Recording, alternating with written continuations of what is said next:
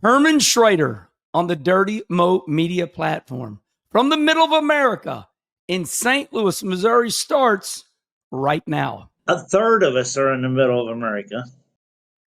You're the only one in the middle of America. I left it up to you, Kenny Schrader, to do the math. I'm like, where is everybody at? So let's start just like that. Kenny, where are you? I'm at Vegas. SEMA show starts tomorrow. We're out here with Federated Auto Parts, and we go to the Apex show. That's where a lot of their suppliers will be at. So we just walk around here for a couple days, talk to some people, and head home. Boy, I've been out there before for JEGS, and that sure is big. My God, even where you're at, you're kind of across the street. But then all the other shows, I mean, it takes up half of Vegas, it seems like. Well, every time we get in the cab, when we come out here for this, the cab drivers always tell us it's in the top 3 shows out here as far as attendance. Like a little over 300,000 is what our cab driver said. So that's what it is, I guess. Yeah, I believe it. Okay, everybody. Craig Moore, we are going to get right to it, as you would say in MRN, the radio industry. Kenny Schrader, I'm just going to say this, and you can make fun of me all you want. You know, we can be mean when we have to, but I do have a heart. I am heartbroken for Denny Hamlin. I am crushed. And we will talk about the pit call, but what do you feel like on this Monday morning for the racers? Well, I mean, unfortunately for Denny, he just there was a yellow that was not a questionable call. It was a car bouncing off the fence that came out when he sure didn't need one to come out. Yes, I watched an interview the other day. It had to be Saturday at Phoenix, where Kyle and Denny were together, and Kyle was saying, hey, it's a heck of a storyline, and yes, it'd be neat to see him win it, but I'm going to do everything I can to keep it from happening. But yeah, I feel terrible for him, but I would have felt good for any one of the 4 to win it. I'd have been happy to see him win it. I'm still a Hendrick guy, but all 4 of them to get there deserved it if they got it. Yeah, I couldn't have said it any better. I think in my mind that Denny Hamlin did something that was so mentally strong. On all his social media apps, he promoted his own destiny. He was showing videos on all his social media of his father saying, Denny, you just win this for me. I'll give away my house, my car, if you can win this. And then his dad is showing this video of Michael Jordan saying, keep this cigar in this glass box, and when your son wins the championship, we'll break it. Well, Denny Hamlin is promoting all this days before the race, and then you're thinking, he's going to pull this off. He's got a 2.5 second lead with 4 laps to go. So that's just my opinion. I love your opinion, Kenny. You make me stronger. It's not time to cry over one man losing an emotional victory. But my point was that, and I'm not trying to win any debate here. I'm just giving everybody my opinion. Man, Denny sure did really play it up, and it was so emotional. Okay, let's play devil's advocate. What was Denny Hamlin crew chief thinking? All right, here's the parameters, guys. This is a way different racetrack than any racetrack in NASCAR. The field gets dropped off over here in turn 4. Denny Hamlin is parked 30 seconds away, all the way down in turn 2. So we get to see who's staying out. So we clearly see 4 cars stayed out. Okay? And it's going to be a green, white checkered. They come down pit road. The whole field takes on 4 tires except Denny Hamlin. Now, I'm going to give you my opinion.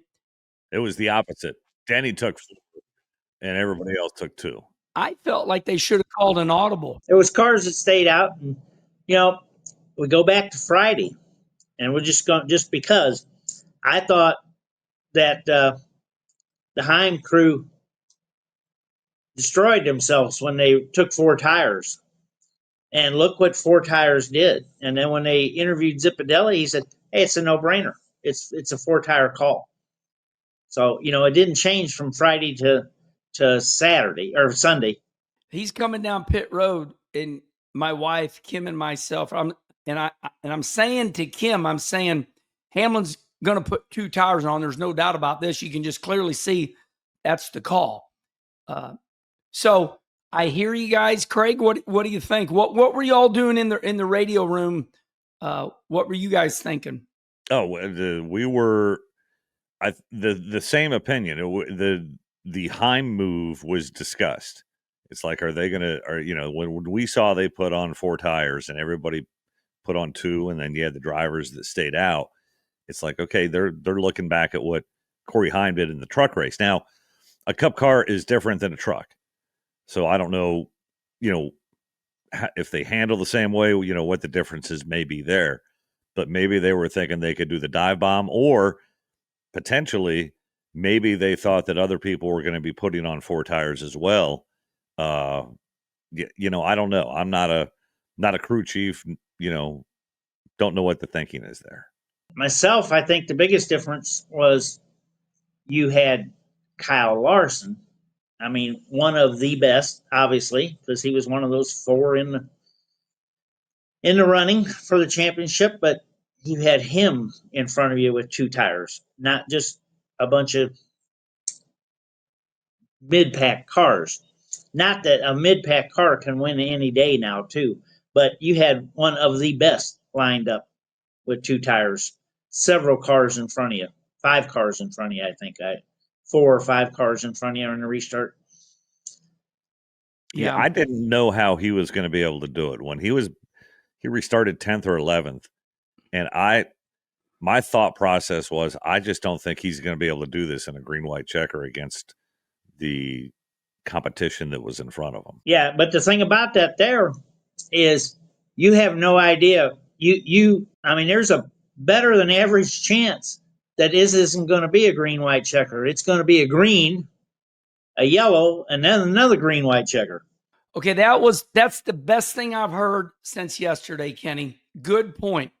9 times out of 10, we're all going to wreck because this is for everything. And I'll tell you what, coming to the white flag, I thought, they're going to wreck because Kyle Larson was on the outside in 3 and 4. They were 3 wide. How they held that through 3 and 4. Yeah, I like that thought right there, Kenny. Denny might have been okay if they'd wrecked again. So this all goes down to crew chief versus crew chief. Let's talk about that for a minute. The drivers are out there, but now it's crew chief to crew chief. What are you going to do? Well, the only thing, obviously, Kyle and them took the 2 and it worked out. But, and I haven't, I'm not a social media guy, so I haven't been looking at everything. But from one little thing I saw, Denny Hamlin was 100% behind his 4 tires. Did I see that right? No, you're right. He said that. Okay, so that's what matters. It wasn't crew chief against crew chief. It was team against team. And, Kyle's, he just give me something. Just give me a little something and I'll go, And Denny's team decided the 4 tires is what was their best chance for her. And they decided that, said Denny was behind the decision. So there it is. One thing that Craig, I don't know if you listened to it on MRN, but after the race, and Kenny, this is good information for you too, and I want to hear your guys' opinion. Kyle got a lap down because of a right front flat. And to make up ground and get back to the front, they took on right sides earlier. And afterwards, after the race is over, Kyle said, the right sides had more grip than I thought they would. So mistakenly, Kyle Larson tested right sides only. So he knew what he had on that last start. Just talk about that, Kenny, knowing what right sides are going to do versus Denny don't have a clue what right sides are going to do. Yeah, well, I mean, you already know. So it's not a big roll of dice. Plus, Kyle is just give me anything, and I only got to go for 2 laps. I'm like, well, I mean, it's true story. That's the way he grew up. Uh, it was it's ironic that the 24 car was the one that brought out the yellow, which was running second at the time. Yep, second, third. Yep, Joey was all over him, but you're right. Let's just go with that, second or third. Well, he was running second as far as points payoff. So he went from second to fourth in the points payoff. You bring up a good point. So in the media presser after the race, this was a highlight afterwards. I saw it late last night. So William Byron comes to sit down next to Denny Hamlin, 2 hours after the race is over. And William Byron looks at Denny and says, "Man, I am so sorry." And the media hops on it right away and said, "Why did you apologize to Denny Hamlin?" He said, "Well, Denny's going to win and I'm going to run second. I know, this is a heartbreak. I took the championship away from him." Just your thoughts on William having a good soul, having a heart, Kenny. Well, these guys, obviously some of them, not Denny, but some of them are so much younger than we were when a lot of us were racing. But you put your heart and soul in it. They know what it takes. They know the situation everybody's in. And yes, his teammate won the championship because of that flat tire. He had the chance to win it and was able to capitalize on it because of his flat tire. He went from second to fourth in points because of his flat tire. But Denny went from, more than likely being the champion.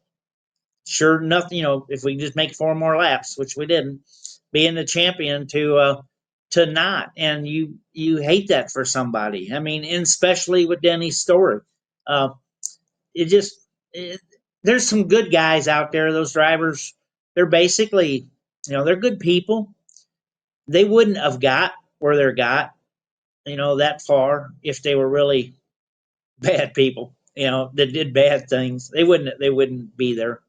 On top of that, Kyle Larson said, at least, when we interviewed him on MRN, that he felt bad for winning the championship over Denny. Now, he said, yeah, I wanted to win it, and I did what I had to do to win it.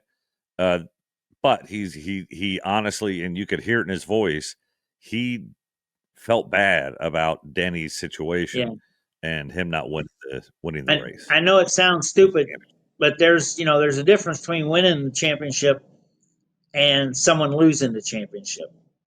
In Good point. No, good point. Denny lost the champion. I mean, it was taken from him, but not because of any manipulation or anything, but a unbelievable late race circumstance took the championship from them. Now they also could have put on 2, whatever. It doesn't make any difference, but it's theirs. They got it. They just got to run around there 4 more laps, 5 more laps, whatever it is. So, yeah, it's what it is. As Bill Elliott would say, Herman, it's all about timing and circumstances. And boy, that fits perfectly into this situation. One of Bill's famous quotes to me about anything in life, timing and circumstances. Okay, well, as I said last week, if Herm Schrader is ever going to do a show, today's show is the show of all shows because this is what we live for. And we've got to talk about everything because we might take a couple weeks off here and there, but this show's going to continue. But now we got to talk about the things that are on everybody's mind. And we'll continue to talk about the race, but let's insert this right at the top. The NASCAR awards ceremony is going to be Tuesday night. NASCAR, they had, Kenny, they had the State of the Union address. They did do it. And Steve O'Donnell, Steve Phelps, they were together. They talked about it all. And they talked and they yearned that, hey, we are going to take NASCAR back to the top. We're not giving up. And so the fans and everybody are still pushing for this points change. And people are still not happy with the way it played out. So the award ceremony Tuesday, right out there by you. What do you know about this award ceremony? I was talking to Brother Rusty, and boy, I like this happening right away. I don't know the last time this has ever happened. Tuesday. I know nothing about it. I don't know about it. Craig, what do you know? Craig, what do you know? You work for NASCAR. The only thing I know is that at MRN we have to record it and then edit it and then get it ready for broadcast. I know that it's at Scottsdale. I think that the move to make it right after right after the race in the same location was smart. That saves teams a lot of money, from traveling to different places and back and forth. And it's a great idea. Everybody just kind of hangs out for a day or two and then you knock it out. Yeah, I like that. And thought I'd bring that up because NASCAR will announce the points new format sooner than later. Like Kenny Schrader said last week, let's not muddy the waters right now, but I wanted to get that in here early and recognize it, that I know the fans are foaming at the mouth about this points change. But so the banquet is now, everybody. Actually, last night. Because this airs on Wednesday. So last night was the banquet. So look for the new points format to be announced soon. Okay, Kenny, let's go back to the race. Just wanted to get that in there. Wait 1 second. Didn't all four of the chase contenders have a tire issue? Yes, because yes, they did. Kyle Larson left for rear, or Denny Hamlin left for rear. Yeah, all four of them have a tire issue. And I'm not a. And Briscoe had a number of tire issues going back to practice. They were having issues in practice. This tire issue continued on for the Cup Series throughout every time they were on the track, basically. And okay, I'm gonna hit on them points just for 1 second. Now this is me talking about something I don't know what I'm talking about. It's football or baseball. But baseball and football, they should give you so many points for winning a game. Baseball, so many points for how many home runs you get. Football, so many points for how many touchdowns you get or whatever. And then at the end of the year, they just add them all up. And they don't have to have a Super Bowl or a World Series because whoever got the most points will be your champion. Okay, this is funny. Landon Castle on Sunday night made the best joke of all. Landon is pretty brilliant, and everybody recognized that. He said next year in 2026, we're not going to race. We're all going straight to the championship race. We're going to go green, white, checkered. Because that's what it was. That's what happened. In reality, we're making light of it. That's what it came down to at Phoenix. All four of them were lined up at one time, Kenny, with 30 to go. With 30 to go, all four were right there. 1, 2, looked like a heat race. What have all the fans told Bob Pockris? The fans are still crazy. They've lost their mind. They want the Mark Martin deal. Hey, by the way, everybody, what's the views on? What's the? Jeff Cluck. Let me see. While I'm looking this up, I want you to comment on this. After the race, not even 15 minutes after the race, Kyle Larson said this quote, and I just think it's funny and interesting. Kyle Larson said, he started laughing, he goes, "I never led a lap, and I won the championship." Talk about that. Well, those are the rules. Okay, I got it already, Kenny. 11,746 votes, and this usually gets up to 20,000. This shocks me. Only 56% of the people said it was a good race. So 56% said it was a good race. 44% say no. I'm mean. I think that's a hard decision. I think their driver did not win How could that not be a good race? Well, that is not. I was traveling, didn't get to see the race, but the race isn't necessarily a championship. The race is the race itself. If you look, the championship's a race within the race. So I don't know what the race was like.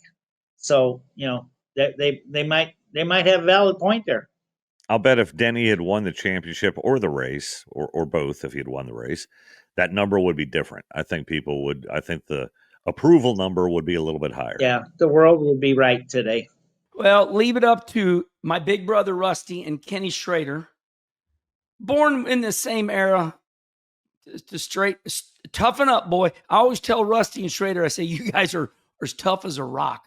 I wished I was as strong mentally as Kenny Schrader and Rusty and Earnhardt. Those guys, and you're looking at him right now. Hey, Kenny Schrader's taught me more. As soon as I get emotional, it's like, okay, bud, let's de-bullshit this. And I'm like, okay, I feel better, Kenny. That's the way it happens. Yeah. Yeah. Do you think it was tougher in the 50s for you and Rusty and Earnhardt than it was in the 50s? When were you born? I was born in the 50s, but I wasn't making a lot of decisions or doing much. You know? You all are the same. You guys. We started racing in the 70s. We started racing bigger events in the 80s. Okay. We're in the race.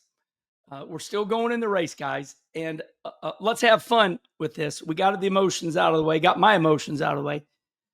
Well before the race, I said, and if you remember last week, I said, okay, Ryan Blaney's going to win this race. And Denny Hamlin's going to win the championship. And I'm going to tell you what, Craig Moore, you had to think of me yesterday because for a while, I had they call it the trifecta for 3. I had the double fecta. I was dead on. I absolutely was thinking of you yesterday while that was going on because, Blaney winning the race, Hamlin winning the championship was your call. And honestly, for a long time, I mean, if I'm not mistaken, I believe a stat I heard was that in the championship race, that was the most laps led by a championship contender in that race that Denny led on Sunday. So he was really dominant. I mean, he would check out, but then there at the end when Blaney came on, yes, I was thinking of you, but you were only 50% right on that one. So Kenny, you were in the air. Listen to this, and I know you've seen some replay, but just talk about this for a minute. Craig, straighten me out if I'm wrong, but I was so discombobulated because it was so crazy. We're coming to the checkered flag. We're going into 3. And Brad Keselowski's leading the race. He's going to win it. Brad Keselowski. And Blaney was so fast. He just rolled underneath of him and beat him to the start-finish line by 2 car lengths. Just talk about Keselowski almost, helping his life out and running RFK. And man, I mean, it was great everywhere. It was exhausting to finish. Well, 56% of the people thought so. Leave it up to Kenny. No. Leave it up to Kenny. Okay, so Denny Hamlin's 4 laps away from being champion. Yeah. Yeah. Dave. Yep. Ryan Blaney's 1 position away from being champion. Yeah. Martinsville. Yeah. Oh, yeah. We could go on and on, couldn't we? And after the race, both Blaney and Larson said Blaney didn't think he had the car to win that race. He said, I've got a top 5 car, top 10 car. And Larson said he felt like he had more of a mid-pack car. They got it when it was time. They both did what they needed. Hey, let's go back to these tires because I'm thinking of teammates. Austin Cindric was good. And, he had a left rear, right rear flat. He went into the wall. Now, Kenny, I want to go back to what you're talking about. When you listen to the announcers, Steve Letarte, Jeff Burton, they were privy, meaning they knew a little bit more than we did because in the TV industry, they have spotters. They tell you what's going on. And they all said during the broadcast that William Byron had the most conservative setup, that he was good to go. He got better in the long run. And here he was the one that blew the tire. So that blew that. Maybe they lowered the air pressure for that last minute run. But going back to what you said, Kenny, and then one more thing. Denny Hamlin had a left rear tire going down, got lucky, caution comes out, and they have to put another jack under the car, which was illegal. And that's why Denny Hamlin went from leading back to 10th. But anyway, talk about those tire failures. I said I didn't see it, but more than likely related to air pressure. Hey, these guys, it's time to go. Those 4 cars in Sunday's race. Yeah, we gotta make sure we got enough air in the things that we don't have a tire failure. But oh yeah, we got to make sure we let enough out that this thing will haul ass, after 40 laps. So everything was on the line. So I don't know how many other cars had tire failures. Was there a lot? Everybody, the whole damn field. Oh, I mean, it was nobody wrecked. And listen, we mean this positively, everybody. We're just following up here. We love Goodyear, but everybody, Kenny, every caution, every single one, nobody wrecked. Nobody wrecked, Craig, did they? Well, if they wrecked, it was due to a tire failure.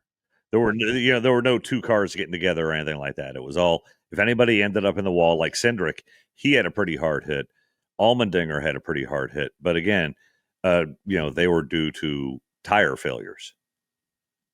But to answer your question, Kenny, there were a ton, Schrader, that is, a ton of tire failures, again, both during practice and again during the race. And one thing that people are, I don't know if they're overlooking, and I don't know how much this played into it, but Denny also had a clutch issue.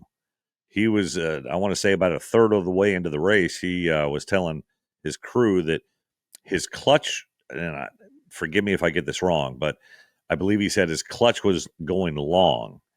And I'm not sure what that meant, but it almost wouldn't work. It was almost going to the floor. Yeah, and good point. Okay. Want to talk about this for a minute. I know we're kind of going back and forth here, but before the race, Jeff Burton on NBC, Kenny, went down to interview Denny Hamlin as he's getting in the car. And Denny Hamlin's got his earpieces in, on the TV. You know how they do that, Kenny? They show you the TV and they go, okay, Denny, here's what we're showing on TV to the millions of fans. And it's this special about his dad. Denny Hamlin starts crying as he's getting ready to get in the car, like wiping away tears, and he can't talk. And you see Jeff Burton kind of pat him. Can he just talk about that? How you recover emotionally to get in the car and run the biggest race of your life? You just do it. You just got, it's your job. That's what you're there for. All the other stuff that happens, but that's what you're there for, is to run that race. You just got to get in there. Yeah, I mean, it'll wear on you, but once you get strapped in there and they start them up, it's a different deal. Yeah, I just wanted to give you guys, you got anything to say about that, Craig? I personally feel terrible for Denny, because I know that, from what I understand, from what he said, this may be the last opportunity that his father has to see him win a championship. That is where a lot of this emotion from Denny and the drive that he had also to win the championship came. He's a driven, he wanted to win the championship no matter what the situation. But with that added on to it, I think that he needed for himself to win that championship. Hey, this is Dale Earnhardt Jr., and for the latest Herm Schrader gear, you need to go to shop.dirtymomedia.com. We've got plenty of options for everybody, and we're adding new stuff all the time. So go to shop.dirtymomedia.com. Okay, Kenny, we're officially going to move on from the Cup Series. Do you have anything else to say? No. It just it was pretty exciting. It was exciting like they meant it to be. And who would have been the champion for the year, going back to the old points? I think they say it would have been the 20 car. No, C-Bell. C-Bell would have been the champion. And, of course, he would have. Now, Okay, if everybody's okay with it, that's fine, but it would have been won a long time ago. And that's fine with me. That's fine with me. But you're right, Kenny, and I'm glad you brought that up. There are plenty sites that just keep the old, they come up with the old Winston Cup thing, and they keep track. Yeah, Seabell would have won it in dominant fashion. Okay, everybody, we are going to move on to what else happened. And remember, stay tuned. We got Craig's notes, and we're going to go through those. All right, the truck race. Kenny. Wow. Corey Heim, was that his 12th or 13th win? I haven't looked at your notes yet. Craig. 12th, I think, wasn't it? Yeah, that was his 12th win. Okay, so Corey Heim wins his 12th win. Crew chief puts on 4 tires. We all seen the Heim. It's being named the Heim Bomb. 7 wide, getting into turn 3, Kenny. Did you see Corey Heim go 7 wide on the inside? Sure did. Sure did. Because when they put on the 4 tires, it was like, oh, no. And, which, yeah, it worked out. And it worked out really good for him. And now, different than the Xfinity, Corey won. He was the truck all year, to win the championship with his 12th victory. So we got to say the right truck won the championship. And that was exhausting because, okay, that Heim Bomb, that 7 wide move, that was not the end. They're coming to the white flag, and they wreck their butts off down in 3 and 4, and the white flag comes out. Then they re-rack them again. Then he goes on. Then it makes the 4 tires look even better. Majeski was going to race him. He was going to lose still, but they had to go at it again. Yeah, they never made it to the white. The yellow came out, so then they did it again. Yeah, right. So, all right. Of course, everybody's like, NASCAR got lucky. I'm like, whatever. They wrecked, so that's the way it was. And so, an interesting stat on Corey. Maybe this will make everybody feel old. It does me. Corey Heim is the first Truck Series champion that was born in the 21st century. We're gonna read your notes here in a minute because we like that part of the show. But he set every record there was to have a record. He led more laps. He did it all. So, like Kenny Schrader says, somebody's going to break them one day. Yeah. His will get broke. Again. His will get broke. Yep. Oh, yeah. Okay. So, Corey Heim. Now, does he move on? I don't know this. Who does he drive for next year? Craig Moore or Kenny? I don't know. I got brain fade. I think Corey Heim does not. I don't think he stays in a truck series again, does he? I don't know. Respond right here. Okay, you're going to look that up. All right, Kenny, let's go to the Xfinity series. Another barn burner. Connor Zilisch never is in play to dominate this race. For the most part, Junior Motorsports at the end of the year is not as strong as they need to be. And you go back to Martinsville and other teams show up. So Jesse Love wins 2 races, has the race of his life, just flat ass wins it, passes them all. And Richard Childress and Jesse Love, they win the championship. And Connor Zilisch, he gets out. He's young. He's emotional. There's pictures. He's got a tear running down his eye. The kid's heart broke. Make sense of this one for me, Kenny. Just talk about it. Well, he won all the races all year long. He won 11, I guess. Was it, I think, 11? And, he's for sure the favorite going in. But Richard Childress's team has won a ton of, is it 6 Xfinity championships? But anyway, he just, that end run, man, you could see Jesse coming on the top, and he got running around there and just plain old passed Connor and kept taking off, just took off. Yeah, Love is the 5th driver to win NASCAR Xfinity Championship for Richard Childer Racing. Yeah, but wait a minute. These are your No, Go ahead. I'm right there. Okay. Kevin won 2. Yes, I got it right here. Craig Moore's Fifth notes. driver, fifth driver, 6 championship. Great. Yes, great idea. Harvick 2, Clint Boyer, Austin Dillon, Tyler Reddick. Yes. 2. Yep. 3, 4, 5. Yeah. Yep. Yeah.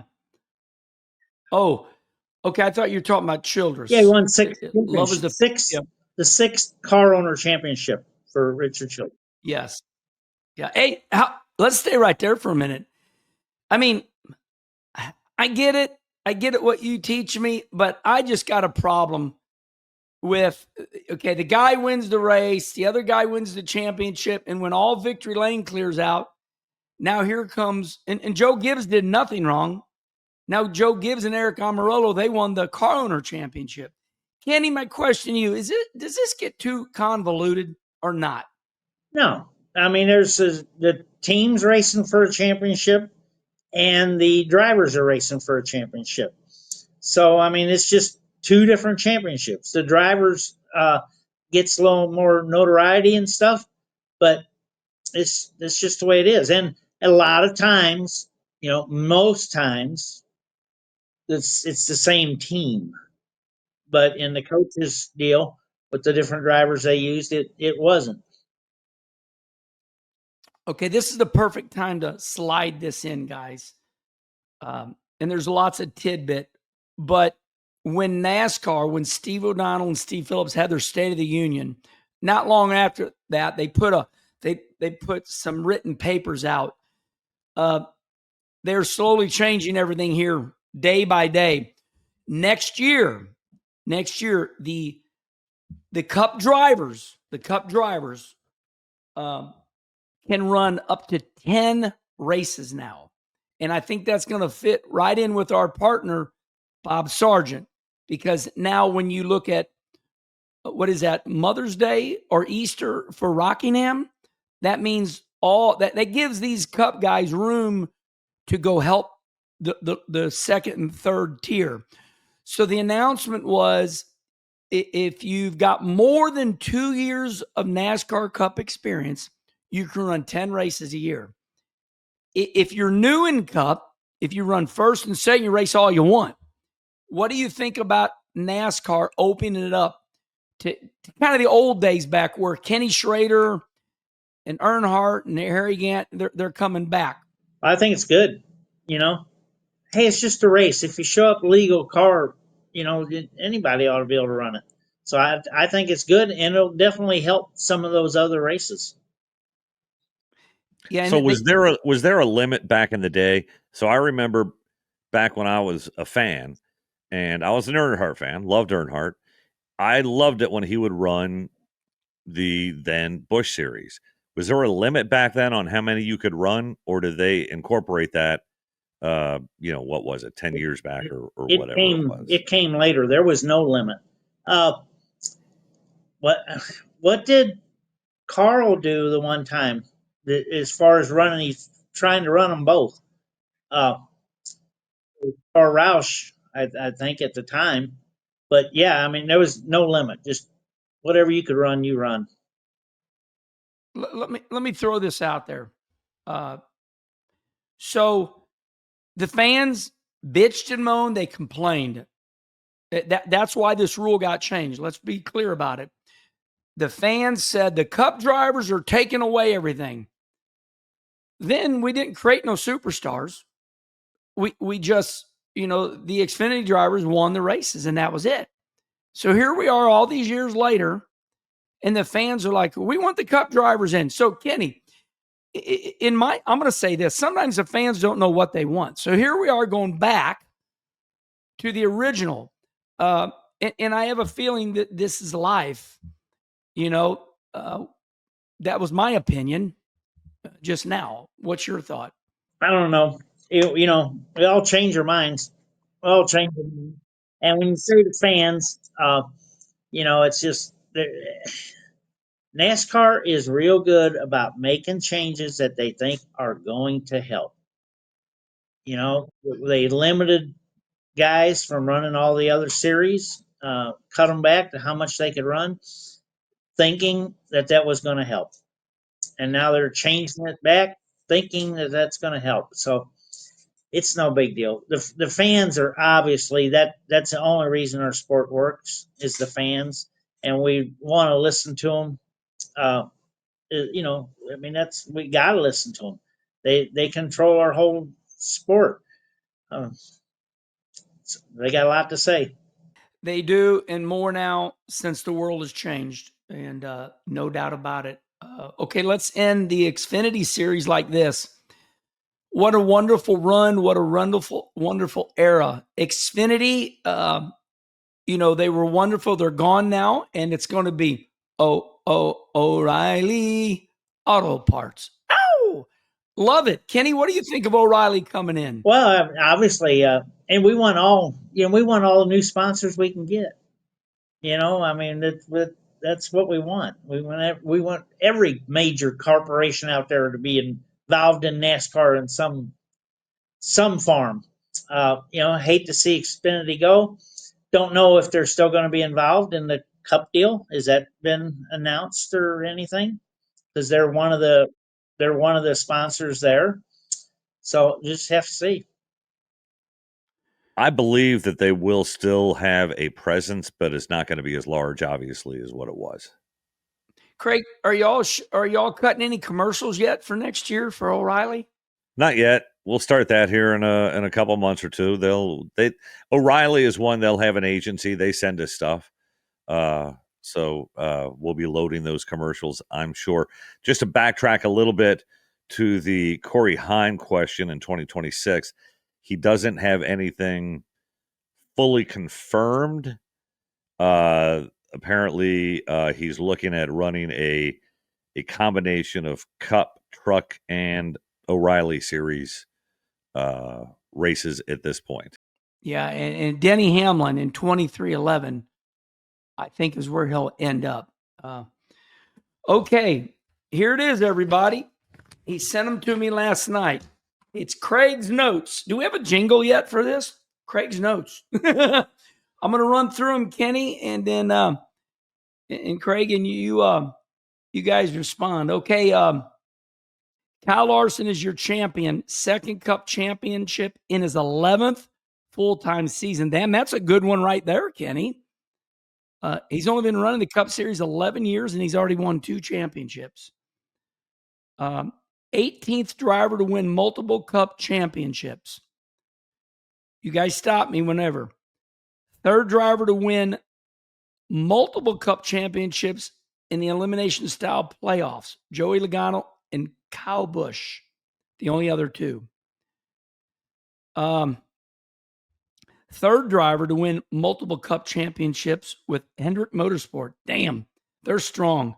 Jimmy Johnson 7, Jeff Gordon 4, and now Kyle at 2. Man, that trophy case at Hendrick Motorsports is insane. Okay, let's go to Blaney, the race winner. His 17th career win in 378 starts. He's a grown man already. Blaney, man, time is flying, guys. Listen to this. This is a good one on Ryan Blaney. 4th win this season. It's his most in a season. So basically, Ryan Blaney is a champion, Kenny Schrader, but this is his best year as far as wins. Yeah, and he's going to continue to get better. And I don't see Penske not continuing to get better. So Ryan will be a force to be reckoned with for a while. Okay, we'll end the Cup Series like this. We'll skip through some of your notes here, Craig. Kenny, you were the one that kind of brought this up about did everybody have tire issues? Let's run through this real quick. Playoff problems. Kyle Larson, on one of his pit stops, drops a lug nut during stops at the 2nd stage and fell to 20th right there. Then he suffers a flat tire running 8th on lap 214 and comes to pit road. Took the wave around at lap 226. That right there tells you how hard it was, Kenny Schrader, for Kyle Larson to win this championship. Yeah, well, luckily that yellow came that was like, what, 12 laps or 8 or 10, 12 laps after his problem. So he, that came at a good time for him. I saw it one time. Was there because they had 8 yellows or something? They had a lot of yellows, but there was like 30 cars on the lead lap. Did I read that right? Yeah. Yeah. Everybody kept getting a reach around. Okay. Denny Hamlin had a left rear tire going down just at the end of stage 2 under caution. Had a longer stop as issue getting, the jack back under. He fell to 11th. So, Denny, it took a good 80 laps, but he passed them all. Denny passed them all to get back to the lead. This one is probably the one that was just unbelievable. Chase Briscoe, 8 times in the race, he should have been out of the race. Lost a right rear tire just as a caution flew at lap 106, running 5th. That was one. Suffers another flat tire, running 2nd at lap 217. Then got the free pass at lap 220 caution. He blew like 3 tires, Kenny, and just amazing. Where did he end up finishing? He ended up finishing 18th. 18th. Okay. And then to end it all, William Byron, who had the smoothest race of all, because see, Denny had the jack problem. William Byron, who had the smoothest race of all. Of course, Kenny suffered a flat, running 4th. Oh, running 4th on lap 309. All right, trucks. Okay, 5th time the champion won the season finale in the playoff era. So that, yeah. Okay, so yeah, that's a good stat, Kenny. Yeah, I mean, you've seen so many times, he had to win the race to be the champion. Yeah, and listen to this one. This stat goes right along there with Kyle Larson. This was his first championship in 3 full-time seasons. So he's won three seasons. He's already a champion. And then, of course, going back to what Craig said, first Truck Series champion born in the 21st century. Oh, first truck champion from Georgia. Title comes in Heim's 3rd season, championship 4 appearance. His previous best championship finish was 2nd last year. And then, first driver to win 12 races in a single season, broke Greg Biffle's record of 9. Yeah. That's looking at more than a little bit. Yeah. That's a hell of a year. All right. Xfinity series. Let me see here. Of course, we talked about Childress. Listen to this. This is a good one for Richard Childress. We already talked about Jesse Love being your champion, winning the race. 20 drivers account for Richard Childress' 103 career wins. 23rd time a Chevrolet driver has won the Xfinity Series championship, but first since 2019. Is that right? Wow. Chevrolet's 26 wins in 2025, are the most by a manufacturer in a single season. All right. That's pretty huge. Yeah, I think 26. It was Chevrolet's year. Or 20. Yeah. 25 or 26 races, one manufacturer. And just going back to Jesse Love just a little bit. He was your 2023 ARCA Menard Series champion. Second driver to win the first and last race of the season.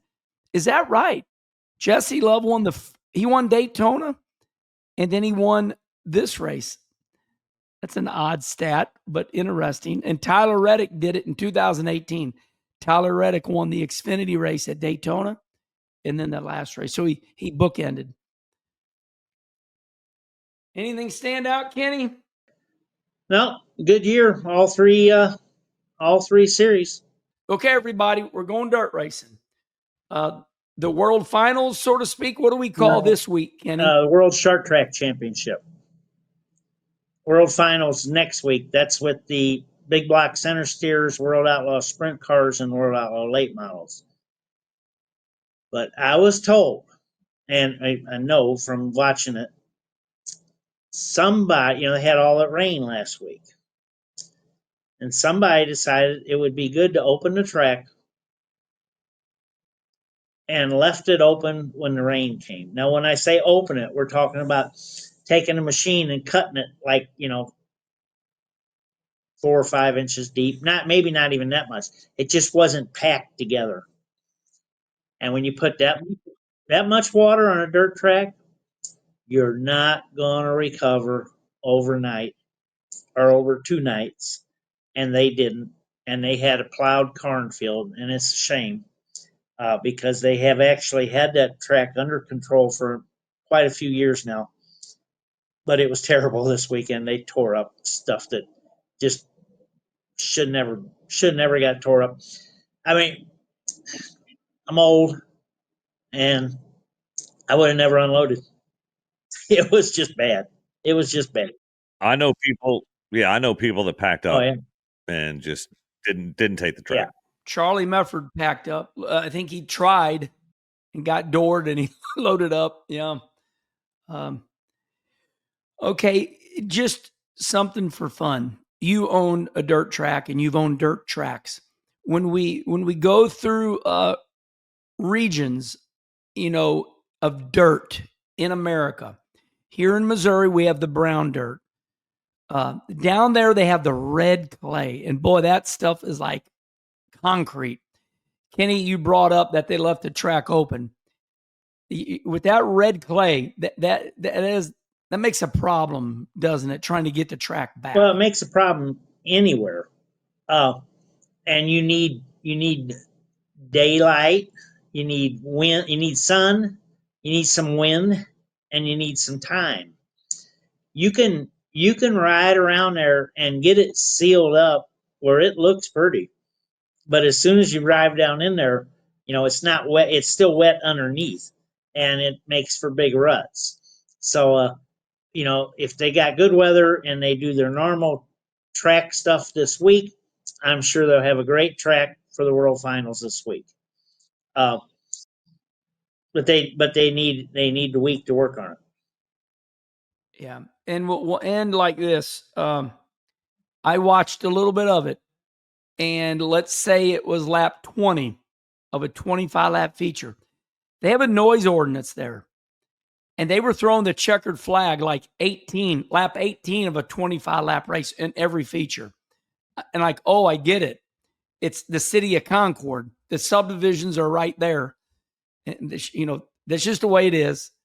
But what do you think of that, Kenny? They were throwing the checkered flag in these $8,000 to win features at lap 20 of a 25 lapper. Yeah, well, that's fine. That's fine. You more than likely you were going to gain some spots from other people breaking than you were just going to drive up there and drive around somebody. You'd already had 18 laps. Don't know if another 7 was going to help you. But it's what you got to do. Yeah, Drake Troutman come from the back of our modifieds, our A modifieds. I watched it, and buddy, he sent it, but he paid the price because he was on the ragged edge. He scuffed the wall going down the front straightaway and blew that right rear tire out. So you're right. And Niehaus, he bought that old car that I drove for Nick Hoffman, and he held it pretty well in the number 72. So you're right, Kenny. Probably throwing the caution when they did saved a lot of people. Yeah, they got it in. That's all matters. Craig, what do you got for dirt racing? Anything else? Only thing I got is we got the World Finals coming up, which you mentioned, coming up this week, and a good portion of my past week, aside from getting ready for Phoenix, was we're the Wing Nation show I produce for MRN. We're doing some live shows at the dirt track and just lining up guests. So that's been we'll be doing the shows, Steve Post, Aaron Evernham, Wednesday, Thursday, Friday, Saturday, prior to the gates opening up. Good stuff. Okay. That's quite an event. they will pack that place. It's great to watch. Yeah. Kenny, on that subject, we have Eldora and we have Knoxville. Do you think the World Finals at Charlotte is third on that, big time dirt racing list now? Oh, I don't know. That's too. I don't want to even think about that. I don't know. It's Okay. grown, but it helps that it's when it is. It's the middle of almost the middle of November, and there's not much else going on. And it's the season points finale for the World Outlaws, both divisions. So they've got a lot going for them right there. But when they have good weather, it's great crowd. Yeah. Yeah. I think I think it's 10,000 people, and they usually, they usually do. We've been talking about this for years now, but they usually do really sell it out. Like Kenny would say, sardines shoulder to shoulder. That is one of those real sellouts there. I remember, Kenny, when you and I lived there, you could just tell the dirt racing people were coming in. There was racing T-shirts everywhere. It was the last count I saw the other day was 480 something cars for the short track nationals. Now they won't get that many cars this weekend, but they'll only have the three classes. But they'll have good cars in all three classes. Good car count. Jimmy Owens won East Alabama. Oh, did you see that? That the real winner was light at the scales. You'll have that. Oh, Kenny. Yeah. How many times have you been right at the scales? One time, and I never got caught. You want to hear that story? That was your first. It's called first feature win. Where was my first feature win was driving for your brother-in-law, Pat no, Walsh. no. I mean, after you started racing. Oh, after I started dirt racing. Was it that night at Atomic? Was it? They renamed Wherever it was. He didn't make it through scales. Wasn't quite heavy enough. Okay, so here's the story. It has a lot to do with Kenny Schrader's crew chief. So it was a big race, and I'm running third, and I'm happy. I'm big time. I'm running third, and I'm not really. I mean, I'm learning. Kenny Schrader's teaching me how to run dirt, and I had a good race, and I'm running third, and the guys battling for the lead. They fly off the end of the track. I think they call it Atomic now, and they fly off the track, and I win the race. Now this is the first race that Billy Smith, my crew chief, we're running alcohol, and this fuel's burning fast. We go to the scales, and for like 2 seconds, now I got my foot on, ready to take off. I'm looking, and everybody's gathered around because at that time it's illegal. Kenny Wallace, oh my God, why is Kenny Wallace here? And all of a sudden I'm light by like 2 pounds. And all of a sudden I go heavy. And the guy goes, come on. I mean, this happens in 3 seconds. And I go off the scales. We get to drinking beer later. And Joey Walsh, Kenny Schrader's crew chief, says, I put my foot on the scales for you. Yeah. Yeah, he did. Saw it. Didn't need to push down real hard, but need to push down a little bit. Oh my God. Yeah. That was it. That was oh my God. I told Donnie Jumper. It was Donnie Jumper at that time. Donnie was my crew chief. I said, we got to put more fuel in. Okay. We'll go to jokes, and then we'll finish it up with a couple things. What we got for jokes? All right. Now, I've searched long and hard for these jokes, so I know you have high standards. Why did the coffee file a police report? Why did the coffee file a police report? He got mugged. I don't. Oh, bingo! Yeah. Kenny Schrader, ladies and gentlemen. Kenny Schrader, downtown. Yep. And what? And it's early out there, Kenny. I get up early. Number 2. Why can't your nose be 12 inches long? I don't know. Can't eat. Pinocchio. All right. Because then it would be a foot. Okay, that was. I like it. Hey, two good ones. Two good ones. All right. Finally, what kind of a tree fits in your hand? Palm tree. Oh, Bingo. Look at Kenny. Schrader go. One of the smartest people in America, ladies and gentlemen, Denny Schrader. You are good. That's it. That's all I got. Hey, man, that was good. 3 for Earnhardt. 3 for Earnhardt. Okay. Some tidbits, everybody. 2 tidbits. I really like this. NASCAR recognized Sparky Superfan. They went to every single race this year, and they were recognized in the NASCAR Cup driver meeting. I saw a picture. It was like a black bus or black something, but Kenny, Sparky Superfan, not really sure, but I just thought it would be good for Herm Schrader.